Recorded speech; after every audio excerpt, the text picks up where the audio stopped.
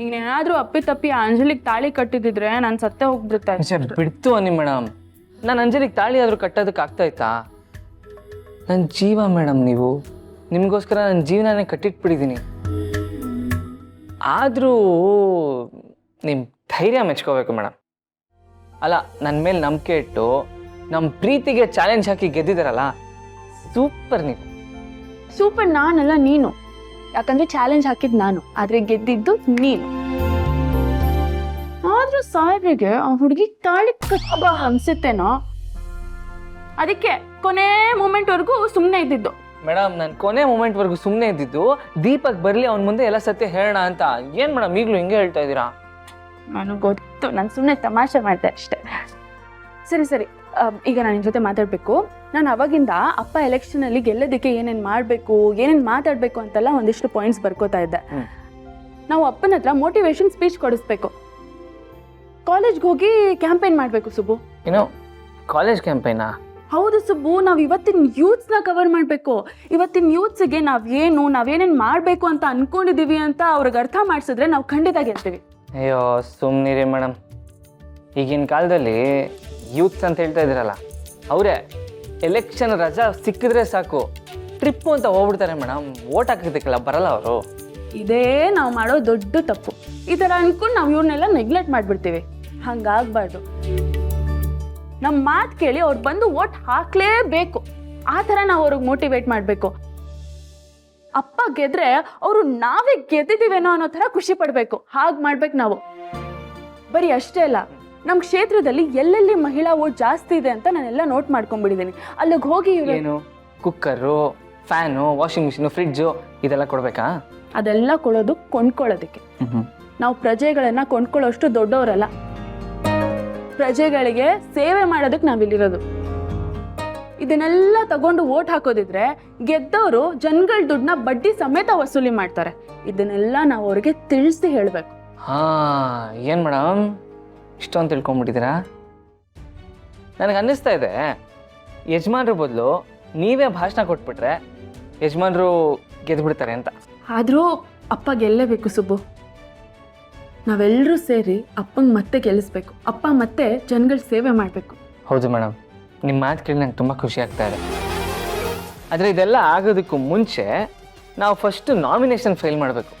ಅದಕ್ಕೆ ನಾಳೆ ಬೆಳಿಗ್ಗೆನೇ ಹೊರಡ್ತಾ ಇದ್ದೀವಿ, ರೆಡಿಯಾಗಿ. ಹೌದು ಸುಬ್ಬು. ಹಾಗಾದರೆ ನಾಳೆಯಿಂದ ಯುದ್ಧ ಶುರು. ಈ ಯುದ್ಧದಲ್ಲಿ ಅಟ್ಟಹಾಸ, ಅನ್ಯಾಯ ಎಲ್ಲದಕ್ಕೂ ಕೊನೆ ಆಗಬೇಕು. ಈ ವಿಜಯಾಂಬಿಕಾಗೆ ನಾವು ಈ ಎಲೆಕ್ಷನ್ ಮೂಲಕನೇ ಪಾಠ ಕಲಿಸ್ಬೇಕು.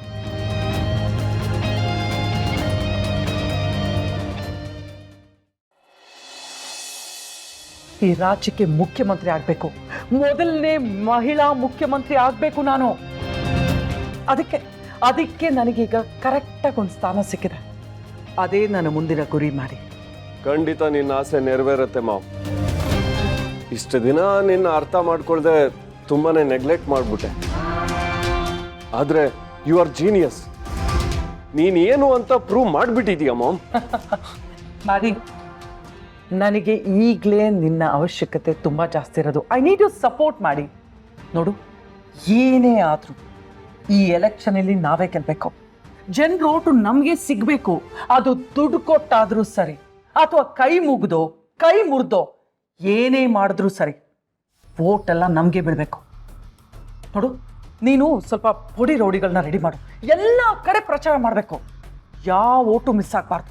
ಡೋಂಟ್ ವರಿ ಮಾಮ್, ರಾಣಿ ಪಟ್ಟ ನಿಂಗೆ ಈಗಾಗಲೇ ಸಿಕ್ಕಿದೆ. ಸಿಂಹಾಸನದ ಮೇಲೆ ಕೂರೋದೊಂದೇ ಬಾಕಿ. ಇನ್ನು ನಮ್ಮ ದಾರಿಗೆ ಯಾರು ಅಡ್ಡ ಬರಲ್ಲ. ಹಾ, ನನ್ನ ದಾರಿಗೆ ಯಾರು ಅಡ್ಡ ಬರಲ್ಲ. ಆದ್ರೆ ನಿನ್ ದಾರಿಗೆ ಇವಳು ಯಾವಾಗ್ಲೂ ಅಡ್ಡ ಬರ್ತಾಳೆ. ನೀನ್ ಯಾಕೆ ಬಂದೆ? ಅದು ಆಸ್ಪತ್ರೆಗೆ ಹೋಗ್ಬೇಕಿತ್ತು. ಡೆಲಿವರಿಗೆ ಇನ್ನ 3 ದಿನ ಅಂತ ಡಾಕ್ಟ್ರು ಹೇಳಿದ್ರು. ಆಸ್ಪತ್ರೆಗ? ಅದಕ್ಕೆಲ್ಲ ಟೈಮ್ ಇಲ್ಲ. ನಾವ್ ಇನ್ ಮುಂದೆ ಎಲೆಕ್ಷನ್ ಕೆಲಸದಲ್ಲಿ ಬ್ಯುಸಿ ಆಗಿರ್ತೀವಿ. ಮಾಮ್ ಸಿಎಂ ಆಗೋ ಕನ್ಸ್ ಕಾಣ್ತಿದ್ರೆ ನೀನು ಹುಟ್ಟದೇ ಇರೋ ಮಗುಗೋಸ್ಕರ ಓಡಾಡ್ಬೇಕು ಅಂತೀಯ. ಅದೆಲ್ಲ ಆಗಲ್ಲ. ಮಾಮ್ ನಡಿ, ಟಿಕೆಟ್ ಸಿಕ್ಕಿರೋ ಖುಷಿಲಿ ಪಾರ್ಟಿ ಆಫೀಸ್ಗೆ ಹೋಗಿ ಎಲ್ರಿಗೂ ಪಾರ್ಟಿ ಕೊಡಿಸ್ಬೇಕು. ಬಾ. ರೈಟ್, ಲೆಟ್ಸ್ ಸೆಲೆಬ್ರೇಟ್ ಮಾಡಿ. ಈ ಸೆಲೆಬ್ರೇಷನ್ ಹೀಗೆ ಕಂಟಿನ್ಯೂ ಆಗ್ಬೇಕು. Let's go. ನೀನ್ ಬಾ.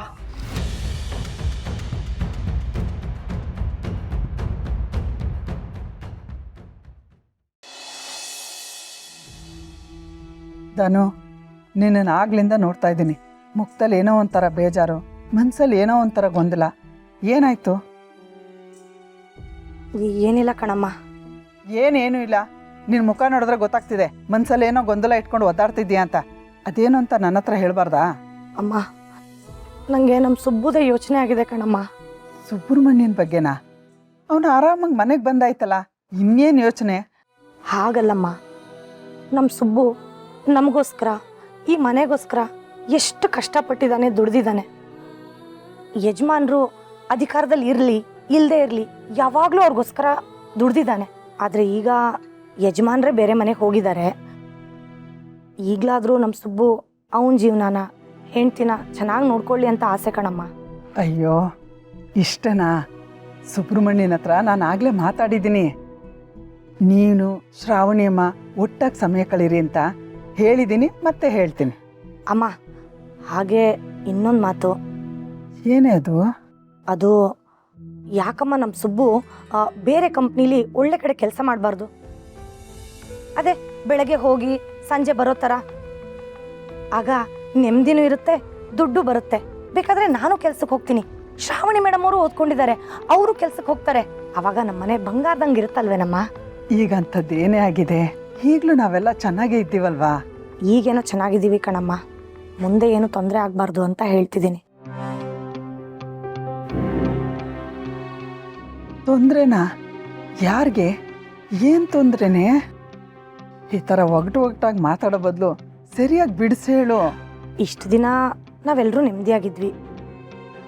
ಆದರೆ ಈಗ ಯಜಮಾನ್ರು ಮತ್ತೆ ರಾಜಕೀಯಕ್ಕೆ ಇಳಿಬೇಕು ಅಂತಿದ್ದಾರೆ. ರಾಜಕೀಯದ ಬಗ್ಗೆ ನಿಂಗೆ ಗೊತ್ತಿಲ್ಲ ಕಣಮ್ಮ. ಅಲ್ಲಿ ಕರುಣೆ, ಕನಿಕರ, ಮನುಷ್ಯತ್ವ ಅನ್ನೋದೇ ಇಲ್ಲ. ಅದರಲ್ಲೂ ಆ ವಿಜಯಾಂಬಿಕಾ ಎಂತೋಳು ಅನ್ನೋದು ನಮ್ಮೆಲ್ರಿಗೂ ಗೊತ್ತು. ತನಗೆ ಅಡ್ಡ ಬಂದವ್ರ ಪ್ರಾಣ ತೆಗಿಯೋಕ್ಕೂ ಹಿಂಜರಿಯಲ್ಲ ಅವಳು. ಅಂಥದ್ರಲ್ಲಿ ಅವಳಿಗೆ ಎದುರಾಗಿ ನಮ್ಮ ಯಜಮಾನರು ಚುನಾವಣೆಗೆ ನಿಲ್ತಿದ್ದಾರೆ. ನಮ್ಮ ಸುಬ್ಬು ಅವ್ರಿಗೆ ಸಪೋರ್ಟ್ ಮಾಡ್ತಿದ್ದಾನೆ ಅಂತ ಅವಳಿಗೆ ಏನಾದರೂ ಗೊತ್ತಾದರೆ ಸುಬ್ಬುಗೆ ಏನಾದರೂ ಮಾಡಿಬಿಡ್ತಾಳೆ ಅಂತ ನನಗೆ ಭಯ ಆಗ್ತಿದೆ ಕಣಮ್ಮ. ಅಯ್ಯೋ ದೇವ್ರೆ, ಬಿಡ್ತೋನೆ. ಇಷ್ಟು ದಿನ ನನ್ನ ತಲೆಗಿದೆಲ್ಲ ಓಳಲೇ ಇಲ್ವಲ್ಲೇ? ನೀನು ಹೇಳಿದ್ಮೇಲೆ ನನಗೆ ಯಾಕೋ ಭಯ ಆಗ್ತದೆ ತಾನು. ಹಾಗಂತ ನಮ್ಮ ಸುಬ್ರಹ್ಮಣ್ಯನ್ಗೆ ಯಜಮಾನ್ರ ಜೊತೆ ಇರಬೇಡ ಅಂತ ಹೇಳೋಕ್ಕಾಗತ್ತಾ? ಹೇಳಿದ್ರು ಅವ್ನು ಕೇಳ್ತಾನ? ನನಗೂ ಅದೇ ಭಯ ಆಗ್ತಿರೋದಮ್ಮ. ಏನು ಮಾಡಬೇಕು ಅಂತಾನೆ ಗೊತ್ತಾಗ್ತಿಲ್ಲ.